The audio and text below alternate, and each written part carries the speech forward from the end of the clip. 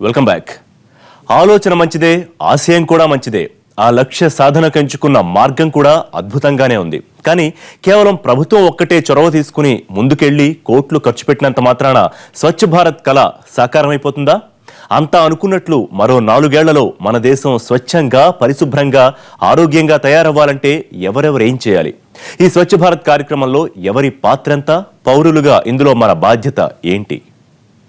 महात्मा गांधी के 150वीं जयंती आ रही है. क्या हम तय करें कि 2019 जब महात्मा गांधी की 150वीं जयंती बनाएंगे, हमारा गांव, हमारा शहर, हमारा गली, हमारा मोहल्ला, हमारी स्कूल, हमारे मंदिर, हमारे अस्पताल, सभी क्षेत्र गंदगी का नामो निशान नहीं रहने देंगे. దేశాన్ని పరిశుభ్రంగా తీర్చిదిద్ది రాబోయే 4 ఏళ్లలో స్వచ్ఛ భారత్ లక్ష్యాన్ని సాధించాలంటే అది ఒక ప్రభుత్వం చొరవతోనే సాధ్యం కాదు. ఇందులో ప్రజల భాగస్వామ్యం కూడా తప్పనిసరిగా ఉండాలి. స్వచ్ఛ భారత్ కోసం దేశంలో ఉన్న చెత్తనెత్తేయడం ఒక్కటే కాదు, అంతఃస్థాయిలో చెత్త పోగుపడడాన్ని కూడా సాధ్యమైనంతగా నిరోధించాలి. చెత్త వినియోగాన్ని తగ్గించాలంటే అది ఎక్కువగా పుట్టుకొస్తున్న నగరవాసుల్ని చైతన్యపరచాలి. ప్రతి ఒక్కరూ చెత్త పేరుకుపోవడాన్ని తమంతట తాము తగ్గించుకునేలా ఉండాలి. చెత్తలో ఎక్కువగా ఉన్న ప్లాస్టిక్ ప్రత్యామ్నాయ మార్గాలు అన్వేషించాలి. రీసైకిల్ చేయగల మెటీరియల్ అనే పేస్ట్లు, సబ్బులు వంటి వస్తువుల ప్యాకింగ్లకు వినియోగించాలి. నగరాల్లో చెత్తను రీసైకిల్, ప్రాసెస్ చేసే యూనిట్లను ఏర్పాటు చేయాలి. పారిశ్రామిక వ్యర్థాలను తగ్గించే ప్రయత్నం చేయాలి. వ్యర్థాలను నదుల వంటి జల వనరులతో కలవకుండా జాగ్రత్తలు తీసుకోవాలి. వీటితో పాటు ప్రజలు కూడా తమ వంతుగా ప్లాస్టిక్ వినియోగాన్ని తగ్గించుకోవాలి. మన ఇళ్లలో వాడిన కూరగాయ ముక్కలు, తర్వాత మనం భోజనం చేసి మిగిలిన ఆహార పదార్థాలు, ఇవన్నిటిని మన ఇంట్లలో పెంచుకున్నటువంటి మొక్కలకు వీటిని ఎరువుగా వాడుకోవచ్చు. దానివల్ల మొక్కలు ఆరోగ్యంగా పెరుగుతాయి. తర్వాత ప్రభుత్వానికి కూడా బర్డెన్ తగ్గుతుంది, ఎందుకంటే గార్బేజ్ క్వాంటిటీ తగ్గిపోతుంది. అలాగే డ్రై గార్బేజ్కి వచ్చినప్పుడు ఈ డ్రై గార్బేజ్ని సెగ్రిగేట్ చేసేసి plastic and non plastic, iron material అంటే మెటాలిక్ గార్బేజ్, ఇవన్నీ సెగ్రిగేట్ చేస్తే వాటిని రీసైక్లింగ్ చేసి మళ్ళీ వేరు విధంగా వాటిని మనం ఉపయోగించుకోవచ్చు. దీనివల్ల గార్బేజ్ వేస్ట్ కాకపోవటమే కాకుండా గార్బేజ్ క్వాంటిటీ తగ్గిపోతుంది, ప్లస్ వేస్టేజ్ కాకుండా రీసైకిల్ అవుతుంది. ఈ విధంగా మనం ప్లాన్ చేసినట్లయితే మనం స్వచ్ఛ భారత్ యొక్క ఉద్దేశం ఏదైతుందో అది సంపూర్ణంగా సాధించినట్లు అవుతుంది. ఇక గ్రామాలు, పట్టణాల్లో ప్రజల్ని చైతన్యపరచడంతో పాటు వారిని ఆర్థికంగా బలోపేతం చేయడం ద్వారా స్వచ్ఛ భారత్ లక్ష్యాన్ని సులువుగా చేరుకోవచ్చు.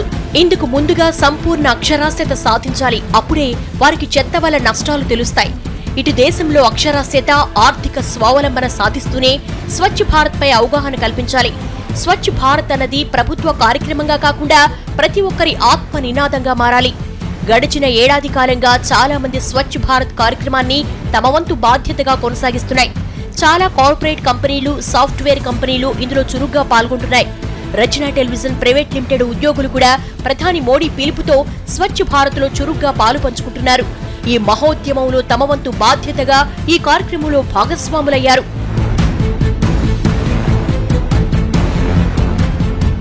కేవలం తాము స్ఫూర్తి పొందడమే కాకుండా ఈ కార్యక్రమం, దాని ఉద్దేశం, లక్ష్యాల గురించి ప్రజల్లో అవగాహన కలిగించేందుకు ఎన్టీవీ, వనిత, భక్తి ఛానళ్లు కొన్ని సందేశాత్మక గీతాలతో కూడిన సీడీని రూపొందించాయి. స్వచ్ఛ భారత్ కార్యక్రమాన్ని పర్యవేక్షిస్తున్న పట్టణాభివృద్ధి శాఖ మంత్రి వెంకయ్య నాయుడు ఢిల్లీలో ఈ సీడీని ఆవిష్కరించారు.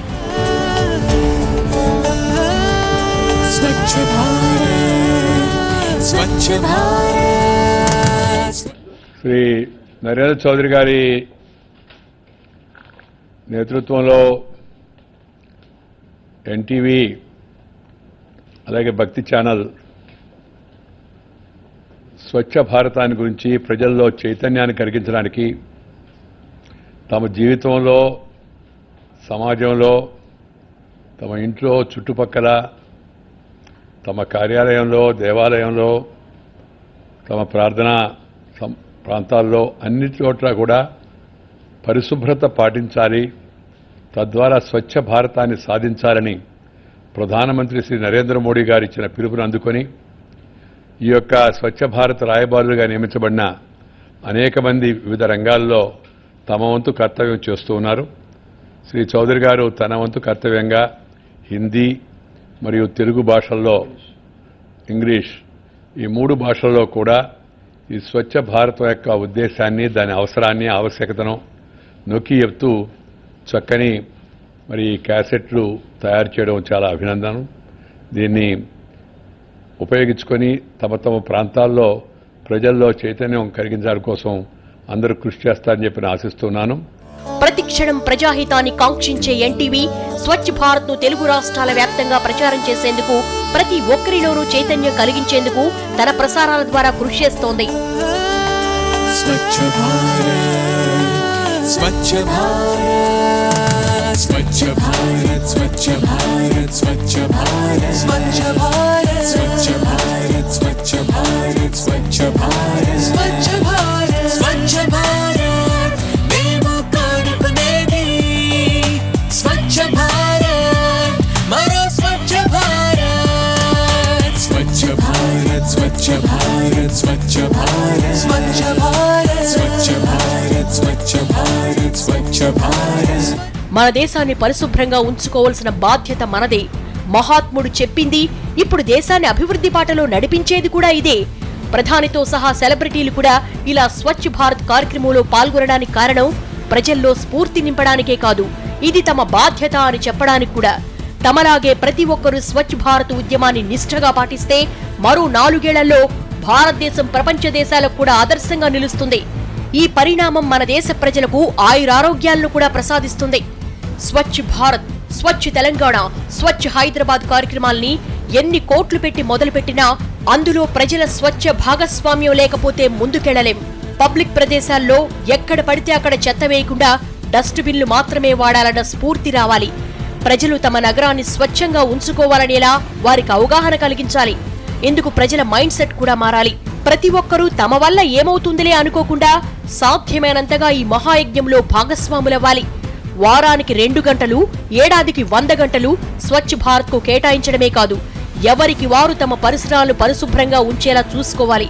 సాధ్యమైనంతగా చెత్తను తగ్గించుకునేలా జాగ్రత్త పడాలి. వనరులను వృధా చేయకుండా కాపాడుకోవాలి. ప్రతి ఒక్కరూ దీన్ని వ్యక్తిగత బాధ్యతలా పాటించాలి. పరిసరాల పరిశుభ్రతను అలవాటుగా మార్చుకోవాలి. అప్పుడే ఈ కార్యక్రమం పూర్తి స్థాయిలో విజయవంతమై దేశాన్ని స్వచ్ఛ భారత్ గా మారుస్తుంది. ఇది ఇవాల్టి స్టోరీ బోర్డ్. మరో అంశంతో మళ్ళీ కలుద్దాం. నమస్తే.